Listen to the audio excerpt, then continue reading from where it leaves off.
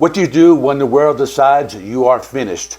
That was the question facing Alice Cooper as the 1980s were coming to a close. Once hailed as the godfather of shock rock, Alice Cooper had gone from innovator to afterthought in a span of a decade.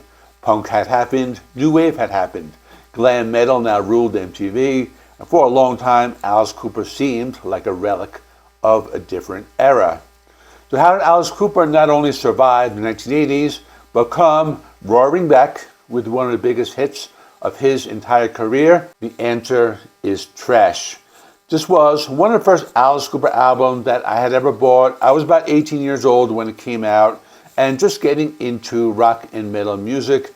I still have my CD, so we're going to take a look right now. Let's take a look at my Alice Cooper Trash CD. This is the one I bought back in 1989. As you can see, I don't still have the original jewel case, nor do I still have the back cover. I had to get rid of it. Over the years, I was moving, but I have a lot of CDs in this particular condition, but let's look inside. I still have the book. Here's the CD, the old Epic CDs, where it has the compact disc logo and all of the song titles listed from 1 to how many songs? 10 songs on here. Let's look at the book. Okay, so here is the book. It's mostly lyrics, song titles there, liner notes, and lyrics here, starting with Poison, all of the other songs, House of Fire, Only My Heart Talking, Bed of Nails. Those were all singles and had music videos, I believe. But some of the deeper cuts are pretty cool.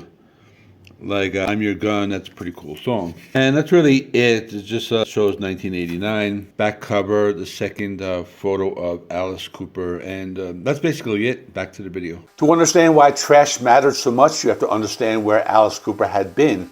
By the late 1970s and early 1980s, his career was spiraling. His alcoholism was severe and it affected everything. His performances, his songwriting, and his consistency. Albums like Special Forces, Zipper Catches Skin, and Dada were dark, confused, and commercially unsuccessful. Even longtime fans were drifting away. In 1983, Alice Cooper finally got sober. That moment didn't instantly turn his career around, but it was the foundation for everything that followed. Sobriety gave him clarity, discipline, and the ability to actually plan a future instead of just surviving day to day. Alice has often said that getting sober didn't just save his life, it saved his career. The mid-1980s albums showed gradual improvement. Constrictor in 1986 reintroduced a heavier sound and landed a few tracks on horror movie soundtracks, helping Alice reconnect with a younger metal audience. Raise Your Fist and Yell in 1987 leaned into harder, more aggression and speed, aligning him loosely with thrash-influenced edge of the era. These records proved Alice Cooper still had fire, but they weren't mainstream breakthroughs. Meanwhile, MTV had changed everything. Image mattered more than ever. Big choruses mattered. Hit singles mattered. Alice Cooper knew that if he wanted to truly come back, he needed a modern sound and the right collaborators. That's where Trash begins. Released in 1989, Trash was a deliberate reinvention. Alice Cooper partnered with producer and songwriter Desmond Child, one of the most successful hitmakers of the decade. Child had already helped shape massive albums by Bon Jovi, Aerosmith, and Kiss. This was not about underground credibility, it was about impact. Unlike classic Alice Cooper albums, Trash relied heavily on outside songwriters. This was the major shift. Instead of writing everything himself, Alice acted more like a frontman and character, selecting songs that fit his voice, image, and attitude. It was a smart move, and one that many legacy artists struggled to make. The album opens with Poison, and from the first seconds, it's clear that something is different. The song is sleek, seductive, and built for radio without sounding soft. Written by Desmond Child, John McCurry, and Alice Cooper himself, Poison is all about temptation, danger, and self-destruction, themes Alice had lived through in real life. The chorus is massive, the riff is simple but effective, and Alice's vocal performance is confident and controlled, not chaotic or sloppy like some of his earlier 80s work. When MTV put the video into heavy rotation, it changed everything. Poison became Alice Cooper's biggest hit since the 1970s, reaching the top 10 and introducing him to a new generation of fans who had never seen him before. For many listeners, Trash started and ended with Poison, but the album had much more going on beneath the surface. Spark in the Dark is a perfect example.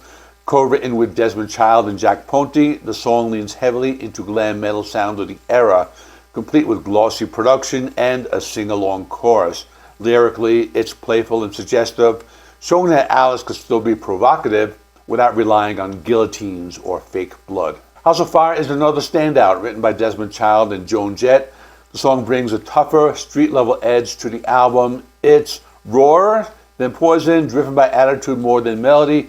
Alice sounds energized, almost defiant, as if he's daring listeners to write him off again. Why Trust You slows things down and introduces a darker emotional tone, written with marks of betrayal and emotional manipulation. It's not flashy, but it shows that Trash wasn't just about singles, it had mood and depth. Only My Heart Talkin' is one of the most interesting tracks, co-written with Desmond Child and featuring backing vocals from Steven Tyler of Aerosmith. The song blends power ballad dynamics with Alice's sinister persona. It's vulnerable without being weak, dramatic without being overblown. The Steven Tyler collaboration also symbolized something important. Alice Cooper was no longer isolated from the mainstream rock world. He was part of it again. Another key track is Bed of Nails, co-written with Diane Warren. It's a bluesy, grinding rocker with a darker groove, showing a different side of Alice's voice. Warren, known primarily for ballads, helped craft a song that balanced pain, obsession, and menace. Trash, the title track, closes the album with a sense of swagger and self-awareness. The song almost feels like a mission statement. Alice Cooper embraces his outsider status, his reputation, and his survival instincts. It's not an apology, it's a declaration. Behind the scenes, Trash featured an impressive lineup of musicians. While Alice Cooper was the face and voice, the album benefited from top-tier session players and guitarists, including contributions from Steve Lukather and other respected professionals.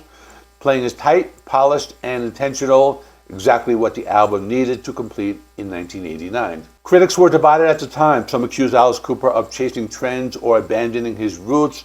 Others praised the album as a smart, calculated comeback, but commercially, there was no debate. Trash was a massive success.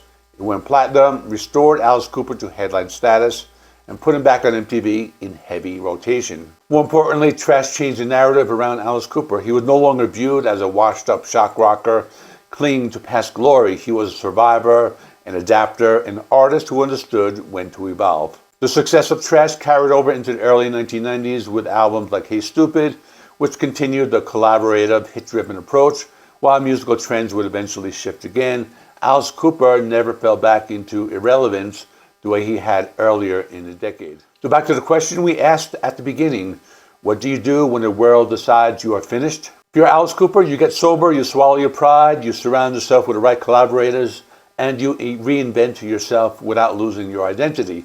Trash wasn't just a comeback album, it's proof that longevity in rock isn't about stubbornly repeating the past, it's about knowing when to change, when to adapt, and when to strike back. And in 1989, Alice Cooper didn't just come back, he reminded everyone why he mattered. Check out this playlist right here. It has more Alice Cooper videos. I did reviews on the first 9 albums, from Pretty's For You up to Goes to Hell. I'm continuing from this period because I have a few gaps in my collection. So like the video, it helps me with the YouTube algorithm. Please subscribe if you're not already. I do rock and metal reviews, rankings, and more. Thanks for watching. I will see you in the next one.